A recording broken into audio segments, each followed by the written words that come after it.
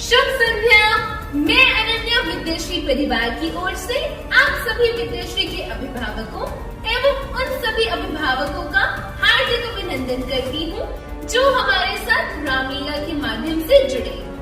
प्यारे दर्शकों, आज हम सब मिलकर दर्शन करेंगे सुंदर कांड के उस अध्याय का जहाँ विभीषण रावण को हर प्रकार से यह समझाने की कोशिश करते हैं कि रावण द्वारा सीता को बलपूर्वक अधर्म से अपने पास रखना धर्म रीति के विरुद्ध था और रावण को अपने कर्मों की माफी मांगकर प्रभु श्री राम की शरण में चले जाना चाहिए।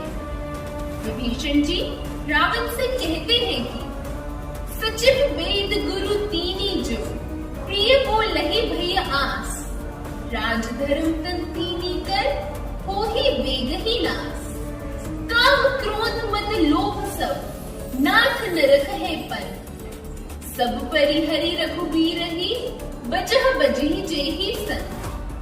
आज के सांसारिक संदर्भ में विभीषण को देशद्रोही की उपाधि दी जाती है, परंतु विभीषण की व्यथा से हमें भली प्रकार से अवगत होना आवश्यक है। यदि हम ऐसा मानते हैं कि अपने भाई का साथ छोड़ने का आचरण अनुचित था, तो हमें इसका भी उत्तर खोजना आवश्यक नहीं कि पराई स्त्री को अधर्म से अपने पास रखने वाले का साथ देना कहाँ तक उचित था।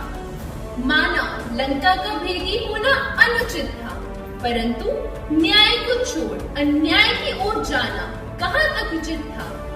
बेशक विभीषण को एक अच्छा भाई नहीं बताती दुनिया, परंतु अगर हम अपने मन से पूछें तो अधर्मी की संज्ञा भी हम उन्हें दे नहीं पाते, क्योंकि उन्होंने माता सीता को अधर्म से रखने का पुरजोर विरोध किया। तो आइए मिलकर दर्शन करें रावण विभीषण के इस अद्भुत वृतांत का हमारे अगले दृश्य में।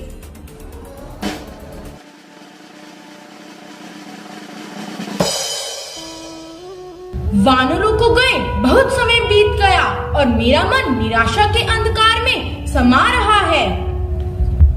ऐसा ना कहो मित्र, मुझे पूर्ण विश्वास है कि हनुमान निराश होकर ना आएंगे, जानकी की सुध अवश्य लाएंगे। लीजिए महाराज, हनुमान वानरों सहित आ रहे हैं और मुख की प्रसन्नता ही बता रही है कि अवश्य माँ जानकी का पता साफ ला रहे हैं। अंजनी कुमार हनुमान की जय हो। अंजनी कुमार हनुमान की जय हो। हनुमान, मेरा मन अधीर हो रहा है, बताओ मेरी जानकी कैसी है, कहाँ है, वो कुशल तो है ना? मेरा मन व्याकुल हो रहा है, बताओ कुछ सूझ तो बताओ मेरी सीता की।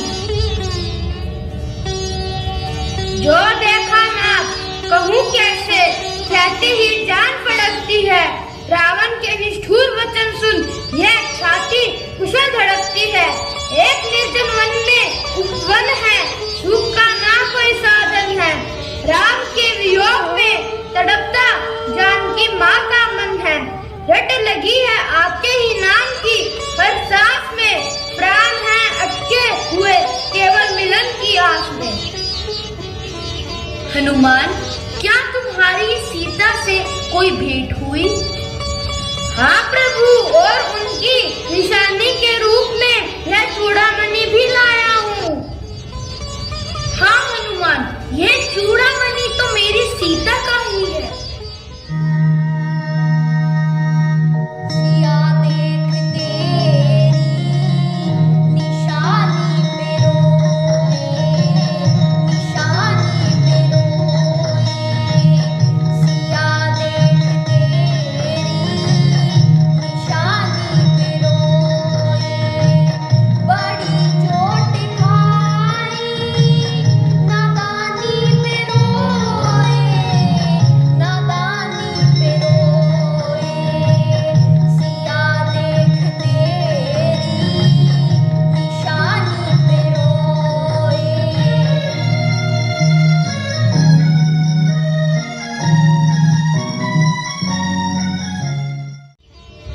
प्रभु माता जानकी ने भी भिजवाया है कि 1 महीने और मैं रक्षा करूंगी प्राण की, जो न आए राम फिर ना जीवित मिलेगी जानकी। मैं अवश्य आऊंगा, पर्वतों को चीरकर, सागर को पार कर कर मैं अवश्य आऊंगा सीते। जानकी के वास्ते बाजी लगेगी जानकी, जानकी ही जब नहीं तो परवा फिर क्या इस जान की। जय श्री राम, जय श्री राम, जय श्री राम, जय श्री राम। अवश्य प्रभु, वो अन्यायी रावण प्रभु राम के पराक्रम को अभी तक पहचान नहीं पाया। हाँ महाराज, मैं लंकेश को प्रभु राम के पराक्रम से भली भांति अवगत कराया हूँ और उस चेतावनी के रूप में उसकी सोने की लंका भी जला आया हूँ। सुग्रीव, समस्त सेना तैयार कीजिए और लंका पर आक्रमण की तैयारी कीजिए। जैसी आज्ञा प्रभु, बिना विलंब करे आक्रमण की तैयारी की जाए।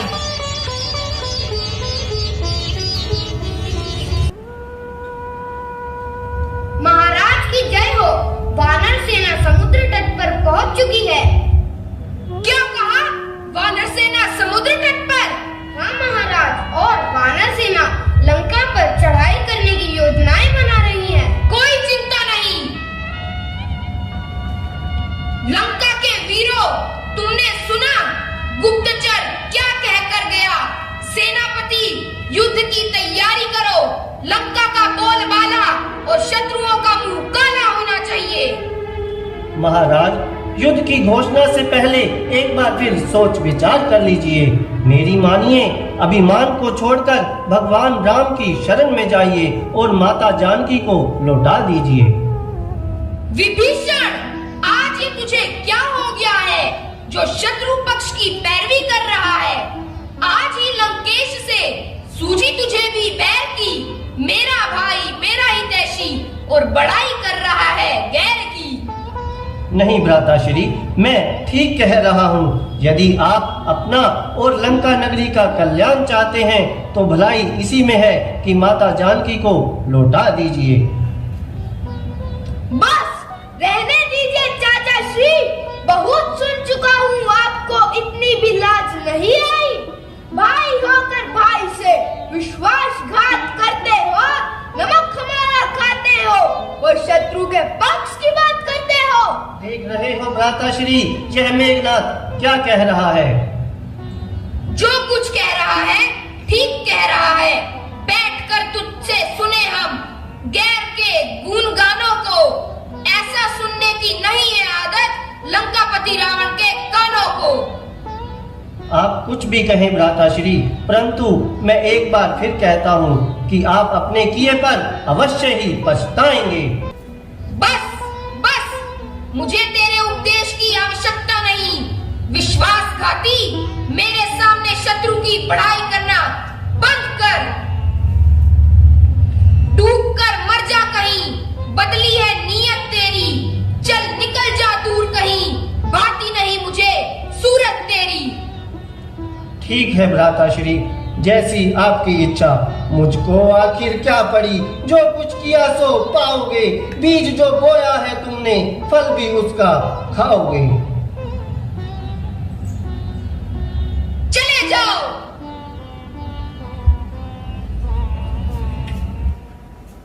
प्रभु राम। अरे देखो, यह कौन आ रहा है?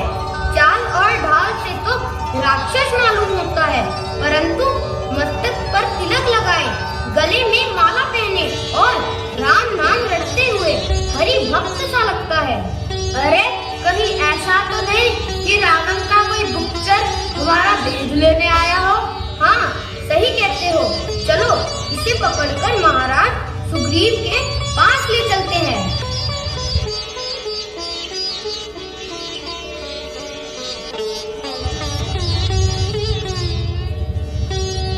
जय श्री राम। महाराज, हमने है गुप्तचर पकड़ा है। लगता है लंका से हमारा भेद लेने आया है। महाराज, मैं कोई गुप्तचर नहीं, मैं विभीषण हूँ, रावण का भाई अवश्य हूँ और लंका से आया हूँ, किंतु कोई भेद लेने नहीं बल्कि प्रभु श्री राम की शरण में आया हूँ। प्रभु मुझे अपनी शरण में ले लीजिए प्रभु। विभीषण उठो, तुम निश्चिंत रहो और यह बताओ कि तुमने परिवार से क्यों मुख मोड़ा है और भाई का साथ इसलिए छोड़ा है। हे प्रभु, जो धर्म को भूलकर अधर्म के मार्ग पर जा रहा हूँ उससे पृथक रहने में ही भलाई है। मैंने अपने भ्राता श्री रावण को अनेक प्रकार से समझाया, ऊंच नीच दिखाकर सत्य मार्ग पर लाना चाहा, परंतु विनाश काले विपरीत बुद्धि। उसने मेरी एक न मानी और मुझे देश निकाला दे दिया। विभीषण, जब तुम अपनी सुख संपत्ति और राजपाट का त्याग करके मेरी शरण में आ ही गए हो, तो अब तुम्हें व्यर्थ की चिंता करने की कोई आवश्यकता नहीं है। यदि समस्त ब्रह्मांड भी तुम्हारा शत्रु बन गया, तो कोई भी तुम्हारा बाल बांका नहीं कर पाएगा। सियावर रामचंद्र की जय। सियावर रामचंद्र की जय। धन्य है प्रभु, आपके चरणों की शरण में आकर मैं धन्य हो गया। सुग्रीव, यह भूमि बहुत रमणीक है और समुद्र तट होने के कारण यह स्थान भी पवित्र है। हम यहाँ शिव मंदिर की स्थापना करेंगे और महादेव का पूजन करके लंका पर चढ़ाई करेंगे। प्रभु, आपका विचार अति उत्तम है। मैं अभी इस शुभ कार्य के लिए सभी प्रबंध कर देता हूँ। जय जय शंभु त्रिपुरारी, विपद विदारण मंगलकारी, आशुतोष भगवन सुखदायक, जय जय उमापति गणनायक। ओम नमः शिवाय। ओम नमः शिवाय। ओम नमः शिवाय। सुग्रीव, अब हमें यह विचारना चाहिए कि यह अथाह सागर किस प्रकार लांघा जाए। प्रभु, इस कार्य को तो नल और नील कुशलता पूर्वक कर सकते हैं, क्योंकि उन्हें क्षमाशील मुनि द्वारा श्राप मिला हुआ है कि वे जो वस्तु समुद्र में डालेंगे वह उसी स्थान पर स्थिर रहकर तैरती रहेगी। इसलिए नाथ, आज्ञा दीजिए कि सभी वानर बड़े बड़े पत्थर उठाकर लाएं और नल और नील अपने हाथों से उन्हें समुद्र में डालते जाएं। इस प्रकार एक सेतु तैयार हो जाएगा और सेना को समुद्र पार करने का मार्ग भी मिल जाएगा। नल, नील, अब आप वानरों सहित जल्द से जल्द सेतु निर्माण कार्य संपन्न करें ताकि हम बिना विलंब किए लंका पर आक्रमण कर सके। जैसी आज्ञा प्रभु। जय श्री राम। जय श्री राम। जय श्री राम। जय श्री राम। जय श्री राम। जय श्री राम। चले बनाने राम के सेवक जल मेरा, नाम राम का लिख लिख के, नाम राम का लिख लिख के जल में पाषाण बहाते हैं। राम कृपा से राम भक्त सागर पर सेतु बनाते हैं। राम कृपा से राम भक्त सागर पर सेतु बनाते हैं। नाम प्रभाव से भारी पत्थर, नाम प्रभाव से भारी पत्थर फूलों से हो जाते हैं। राम कृपा से राम भक्त सागर पर सेतु बनाते हैं। राम कृपा से राम भक्त सागर पर सेतु बनाते हैं। प्रणमामि इष्ट शिव शंभो देवाधिदेव शंकरं विधिवत स्थापितं नाथ रामप्रिय रामेश्वरम्।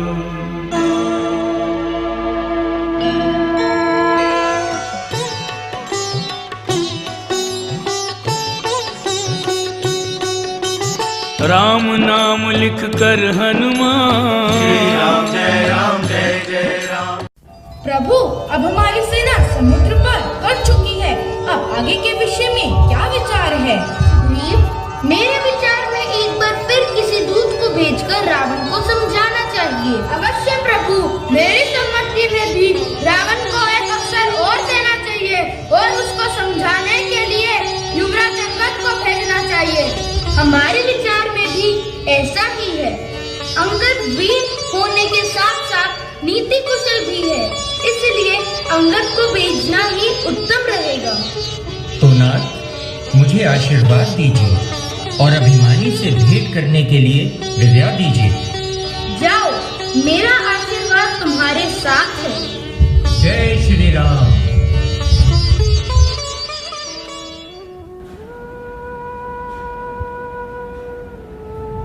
स्वामी, सुना है कि वानर सेना ने सेतु बांध लिया है और श्री राम की सेना समुद्र पार आ पहुंची है।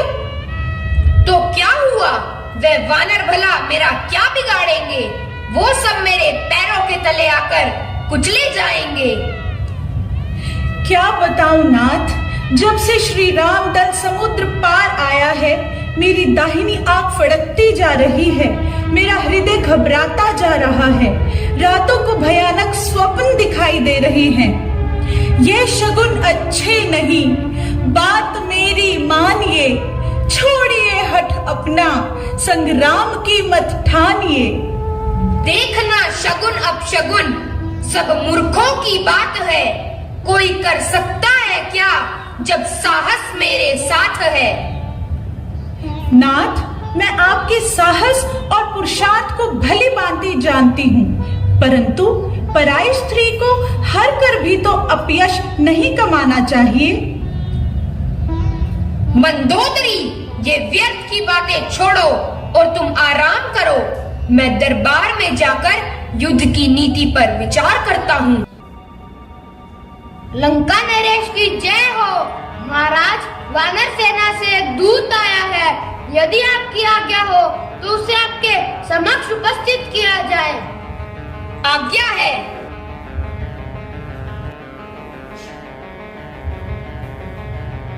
जय श्री राम। बता, तू कौन है और क्या संदेशा लाया है?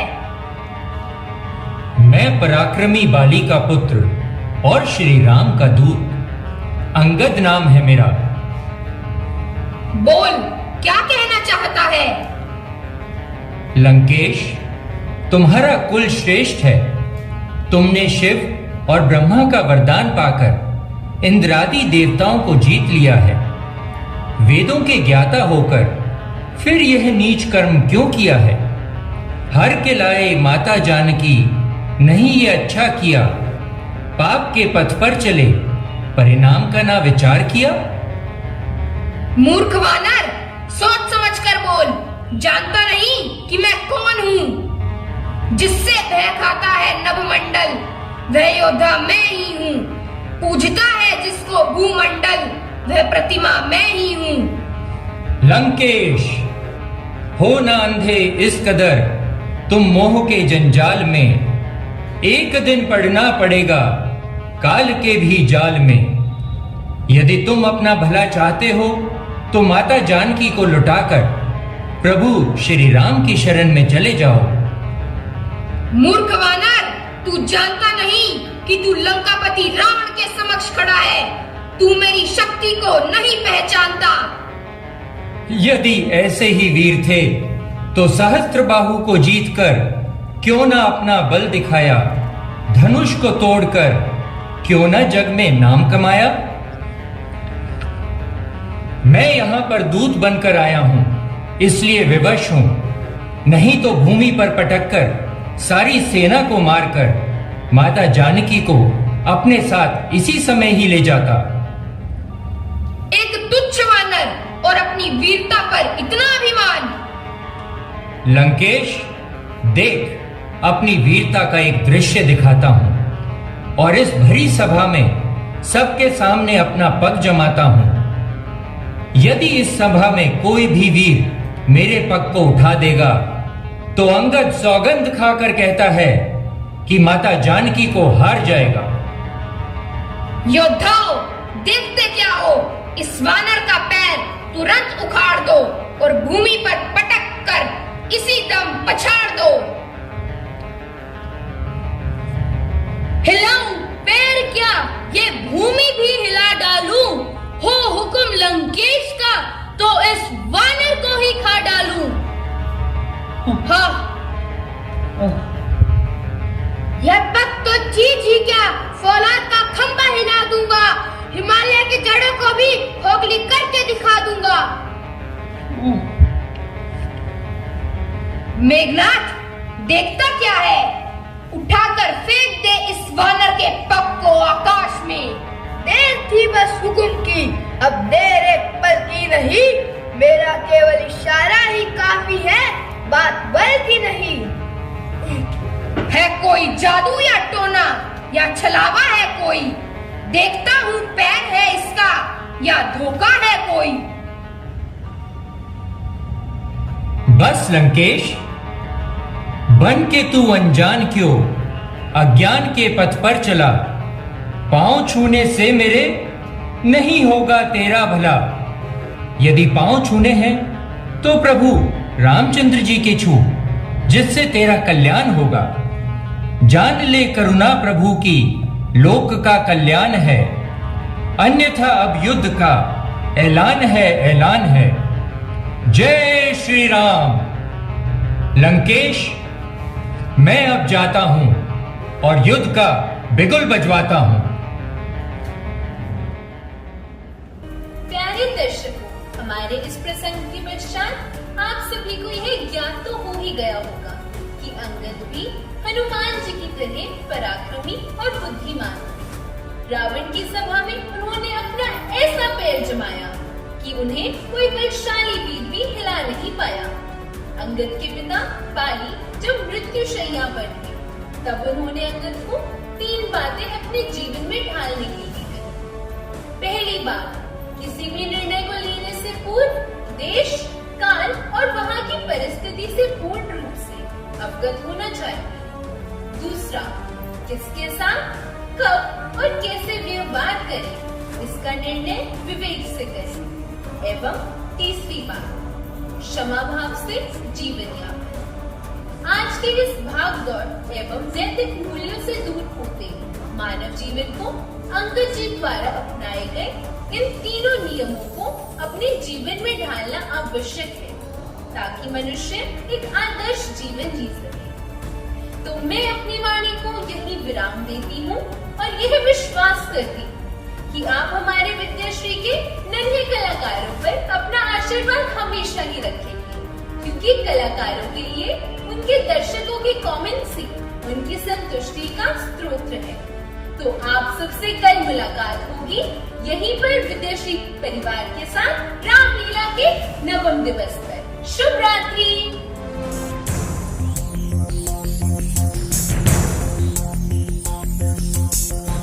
स्मरामि रघुनाथ मुखारविन्दम् मन्दस्मितं मधुरभाषी विशालपालम्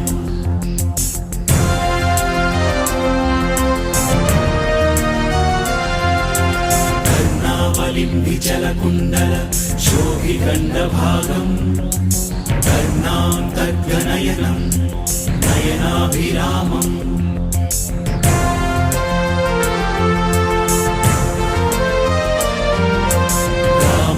रामभद्राय रामचन्द्राय वेधसे रघुनाथाय नाथाय सीताय पतये नमः।